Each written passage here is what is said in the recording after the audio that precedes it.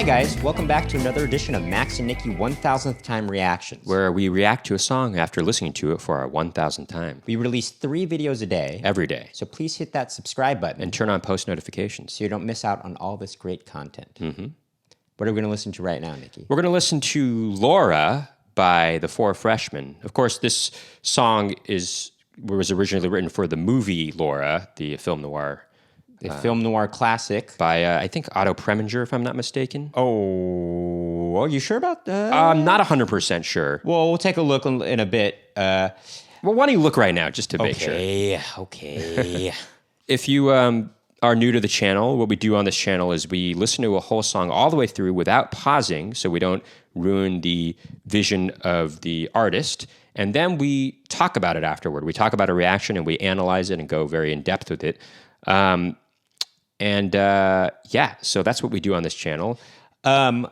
He is right. It is Otto Preminger. It is Otto Preminger. Actually, recently watched this movie during the quarantine, but I heard this song long before that. You know. Before we listen to the song, though, as we normally do, we like to mention that we have another YouTube channel called Max and Nikki, on which we perform oldies tunes, jazz standards, and originals in that vein. And we got comedy videos on there as well. Mm-hmm. But for right now, let's take a listen to Laura by the Four Freshmen. For our 1000th time. And away we go. Laura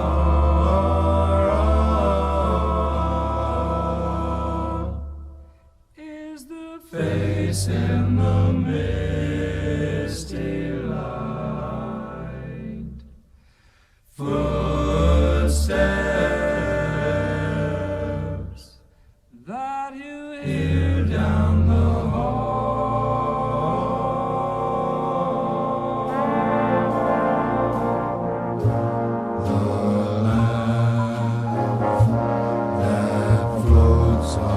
summer's night that you can never quite recall,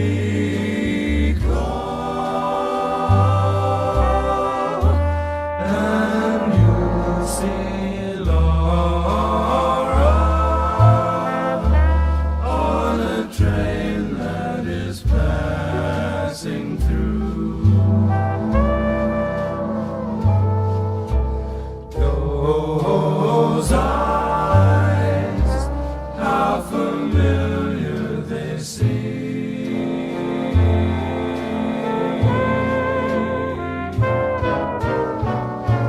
She gave your very first kiss to you. That was Laura, but she's only a dream.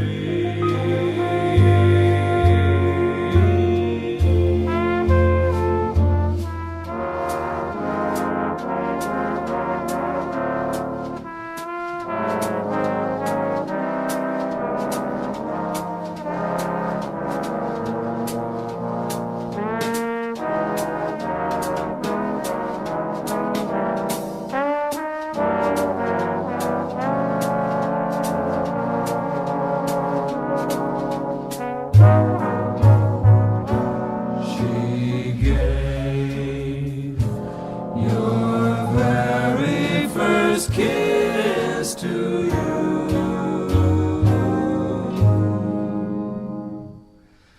That was Laura,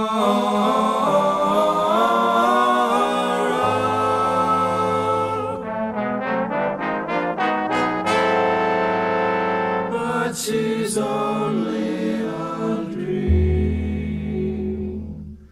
But she's only a dream. But she's only a dream.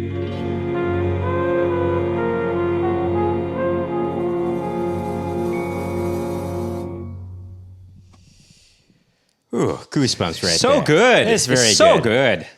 Four Freshmen, guys. If you don't know about the Four Freshmen, you better get to know them. If you don't know about them, they were probably the biggest influence on Brian Wilson, actually. Right. Brian Wilson transcribed all of their harmonies, and He learned how to do 4-part harmony. What because of them. intricate harmonies they have. You know, some people not in the know would call them barbershop quartet, but they are not. They're obviously, you know, a quartet, and there was, I'm sure, influenced by barbershop quartet. But the way they arranged their songs was what was unique about them. They did it in a very the harmony was much more modern jazz at the time, harmonically speaking. The arrangements were, and so it lent it. The voices were the harmonies were a lot closer together. A lot of close harmonies, which is very hard to sing in tune with each other. Yeah, and the way they arranged it was just, as you could hear, it was very much more complex than barbershop quartet, and a lot more just the coloring of the harmonies. There was a lot more. Yeah, I mean, this unique. recording came out in, I think, 1960. And it sounds very late 50s, early 60s. I love that time period for jazz, actually. This came out in 1960? Yeah, I think it might be on the same album as their version of Day by Day, if I'm not mistaken. I could be wrong. And I think it's the Four Freshmen, something like Trumpets and Trombones or something like that. So that's what's cool about this song, too. There's this interlude part where the bass actually goes away, and it's just drums and the horn. It's actually just the snare drum with brush. It's with a brush, you know, sure, on the drums, and then the horns. You know, you got and it seems like it's almost like taking the low part. It's almost like the horns take over from the voices, and they become the lead for a little bit. You know, right. But this is such a good tune, actually. Laura, David Raksin. Raskin, yeah. No. Raksin. Raksin, oh yeah. Actually, was the composer our sister of the movie. Our sister was named after this song/movie, you know? Well, she was named after... Our dad is a big fan of the Four Freshmen. Well, our dad is a big jazz aficionado, big jazz record collector. Sure. But he exposed us to a lot of this music when we were growing up. I think he was... I think our sister was named after the song. Even though the song is obviously based on the movie. After the movie, yeah. It's a good movie, starring. Did you see it? Yeah, of course. Oh, I didn't know. Of course. I thought did you watch it around the same time I did, or did you? No, I've seen it before that. Oh, you've seen it before. Yeah, it's a good movie. There's I think I might have rewatched it during the quarantine. As with a lot of film noirs, there's some sort of contrivances in it, in my opinion. Oh wait, I might have rewatched it during the quarantine, but anyway. Vincent Price is in it. Vincent Price is in it. Yes. Gene Tierney, Dana Andrews. Yes.